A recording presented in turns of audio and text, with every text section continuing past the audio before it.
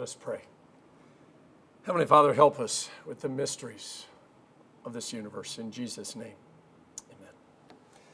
When you're a child sitting in church, not everything makes sense. It must have been Trinity Sunday because that's the only day that we say the Nicene Creed out loud. I thought I heard the pastor say, "Don't confuse God."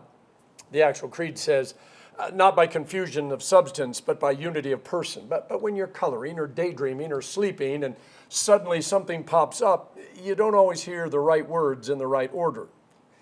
Don't confuse God. And right then and there, I was convicted of my sin. I was guilty of confusing God. I mean, I asked a lot of questions. The Sunday school teacher told me I was always mixing up the Bible stories. And then there was the vacation Bible school incident. We won't even talk about that. If anyone was guilty of confusing God, it was me. When I confessed this to the Sunday school teacher, she told me again I had mixed things up. It wasn't about us confusing God. It was about us confusing God. And that made no sense. She then took out her flannel graph, yes, I'm actually that old, and set about explaining the Trinity to the class, how God is one, yet three. And she used triangles and three intersecting circles and an apple and water as both gas, ice, and liquid to make her point. I went home that day and my head hurt. I was totally confused. See, most of the time we think of a mystery as something to be solved, whether it's Sherlock Holmes or the Glass Onion or, well, any of the crime shows on TV. We watch for clues. We listen for the red herrings, and we know at just the right time, everything will be made known and the mystery will be solved. Theological mysteries don't work that way. I mean, we can use all the analogies we want. There will always be a little or a lot of that mystery that, well, just can't be explained because as God told the prophet Aiea, my thoughts are not your thoughts and your ways are not my ways. And this is why we're saved by faith and not by our works or our understanding. There's a raised board in the floor of the parsonage kitchen. It's been there for a little over a year, and fixing it is going to be at least a half day, if not 3/4 of a day job, which is why it's waiting for me to have enough time to dedicate to do it right. Now, at first, Nancy and I had to remember that it was there, and we kept stepping on it and tripping over it. But then it became second nature. We don't even think about it. Our body just steps over it without thinking. However, when we have a guest, it never fails that they trip on it. And then we explain to them about it. But if they stay with us long enough, pretty soon they're stepping over it without even thinking. When I dive into church history, I find things that we've forgotten, not because we wanted to forget them or chose to forget them or even tried to forget them, but we've done the same thing so many times without thinking that, well, we just don't think about it anymore. One of those things is the liturgy. We are a liturgical church. The word translates as work, but it's more complicated than that. See, the word didn't come from the Bible. It was actually hijacked by the church. Liturgy was the work every Greek citizen was ordered to do by the government for the sake of the larger Greek community. You did your work because of your place in the larger community. You needed them, they needed you, and your work, by the way that you did, brought about everything that needed to be brought about. So when Jesus said, "Go and make disciples of all nations," the first thing the church understood was the nations were not waiting with bated breath for them to come and baptize and teach them. The world outside of the church thinks of itself also outside of God. And so as the church goes about its liturgy, its God-appointed work, we embrace our role as the priesthood of all believers. Now, a priest's job is to stand between that which needs to be saved and that which has the power to save and bring the two of them together. A priest is the connecting block between the Savior and the need to be saved. At the moment the need to be saved, or I should say, and the moment the need to be saved becomes saved, well, then they become a priest, stepping between those who need to be saved and the one who can save and bringing them together. See, this is our work. It is our liturgy, which goes well beyond anything that we do on Sunday mornings. If we are looking for yet one more analogy or metaphor or simile to help us understand the Trinity, here it goes. The Father, Son, and Holy Spirit are love. Now, Jesus specifically is love incarnate, but the Father and the Son are also love, very clearly stated by St. John. Now, I don't like to dance. If someone who doesn't like to dance has 2 left feet, I have 3 left feet. I'm also hand motion impaired when it comes to children's songs. Now, I definitely didn't get those spiritual gifts. Now, on the positive side, you will never have to worry about me stripping down to my underwear and dancing in front of the altar like King David did. But it also means that when I go to weddings, I just sit at the table drinking iced tea while everybody else is out on the dance floor. So I was performing a wedding in Canada. The dancing had started. Most of the people my age had excused themselves and gone home.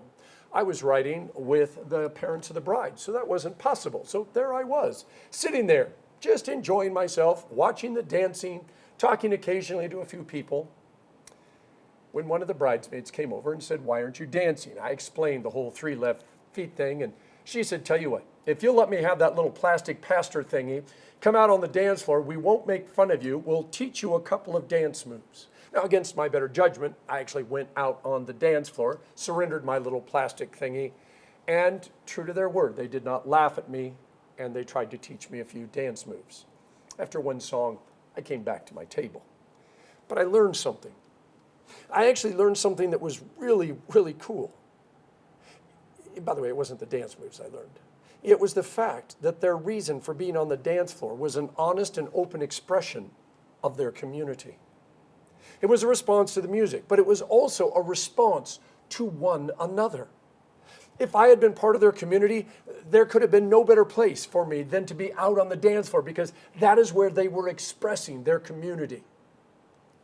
See, if we are to see the liturgy as anything, it is more than just praying for and pleading for the world to come to know Jesus.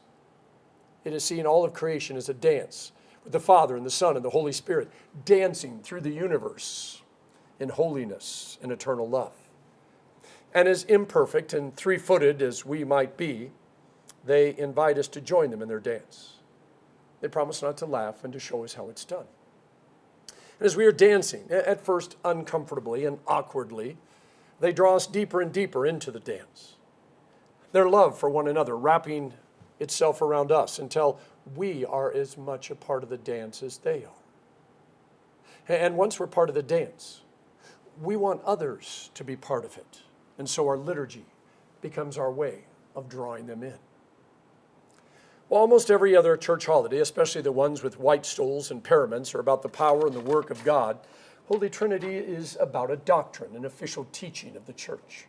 And as much as I would love to say it's about us fully understanding the Trinity, well, as mentioned before, there's a reason we call it a mystery. So around 1700 years ago, a North African priest began teaching everyone that Jesus was not God. He was almost God, certainly more than human, but not God. The priest's name was Arius and became known as the Arian controversy or Arian heresy. Athanasius now had already addressed the controversy in 325 AD when he helped write the Nicene Creed. But the controversy didn't die, and so the church had to get together again and make it even clearer who Jesus was. Athanasius was dead, but he had written extensively on the Trinity when he was in exile, and so they took his writings. They massaged him a little bit and came up with the Athanasian Creed. Now, if you are not a believer or haven't spent a lot of time in the church, hearing the Athanasian Creed sounds a little crazy. God is one, yet three. The Father is not the Son or the Spirit. The Son is not the Father or the Spirit. The Spirit is not the Father or the Son, but the Father, Son, and Spirit are all God, and God is still only one. Head hurting again. And it hurts even more when we say the quick mathematical review is 1 + 1 + 1 equals 1. And besides God being bad at math, at least earthly math, maybe he was part of that new math from the 60s, what we learn is instead of us confusing God, it seems that God is confusing to us, which is where faith comes in.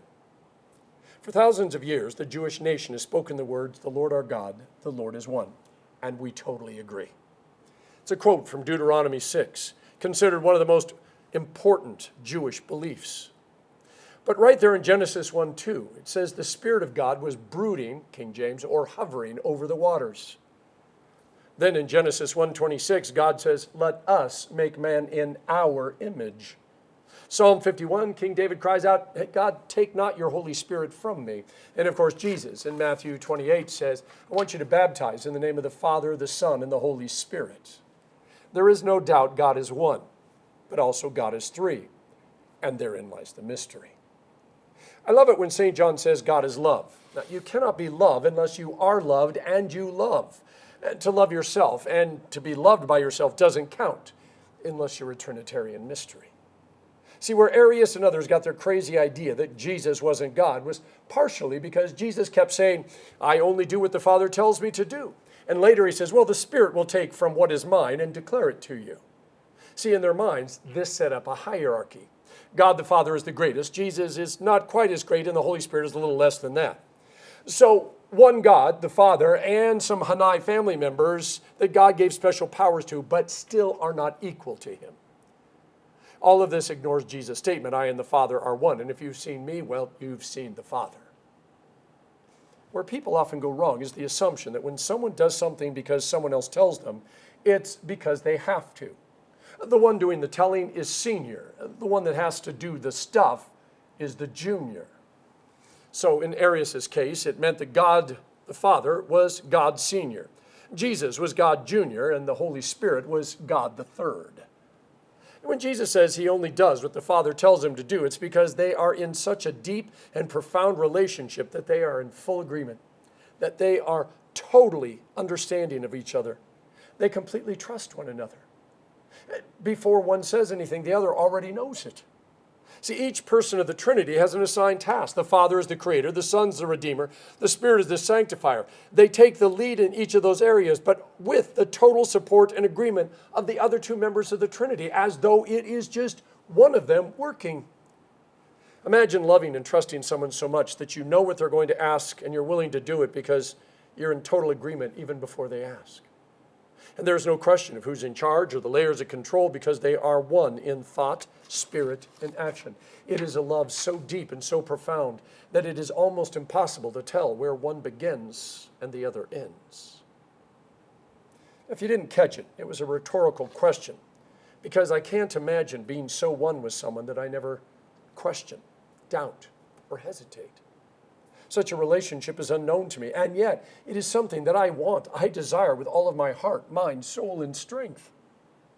It's also something I have no idea how to bring about, which again is where faith comes in. In our lesson last week, Jesus tells his disciples, I still have many things to say to you, but you can't bear them right now.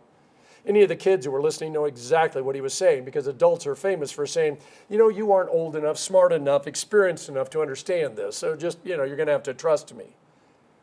Jesus did start this entire section off by calling us little children, but he wasn't being condescending, just being honest. See, mysteries are a necessary part of life. The moment we think we know all the answers, we forget the questions. The questions are important because they're about us and our life and our world and all the things that are happening, all the things that we sometimes can explain and sometimes can't explain it, and the questions keep them fresh before us. Sometimes mysteries are what hold us together, because even though we cannot explain them, we know that they're true. Ultimately, in every relationship, there comes a moment when a decision must be made. Two people who love each other must ask how much they're willing to risk, what they're willing to do, how far they're willing to go in this love. And it's a fearful gamble. Our commitment is not about abandoning freedom, but rather an expression of courage to move forward into all the risks of truly being free.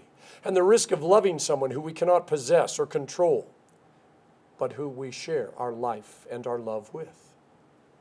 Love is about creation. And when a relationship is based on love, what is created is more love. See, God is inviting you to dance with him through the universe and into heaven. He knows the concept. The very concept of God can be scary. And when you can't explain something, when I can't explain something, our tendency is to make things up or simplify it down until it really is just nothing. The manger in Bethlehem, the star in the sky, the holy meal in the upper room, the cross, the empty tomb, all God's way of being open and inviting to you. You may not understand his math or the profundity of his mysterious existence. So he showed up on earth, and he dressed up like you, and he walked and talked like you. He even died like you. But 3 days later, he rose again, showing you that sometimes things aren't always as they seem, like death being the end. It's a bit of a mystery, but one that he doesn't want you to worry about because he says he's got this. So God created you. He redeemed you. And He loves you. And He holds you together. If you'll step out onto the universe's dance floor, He promises not to make fun of you. And He'll teach you some dance moves. But even more importantly, you'll begin to understand that you are not only part of His community, but you are part of His eternal family. Before long, the deepness of His love will wrap you up, and you'll never want to be anywhere else for all eternity. And you'll start looking for ways to bring others out onto the dance floor as well. In the name of the Father, and of the Son, and of the Holy Spirit. Amen.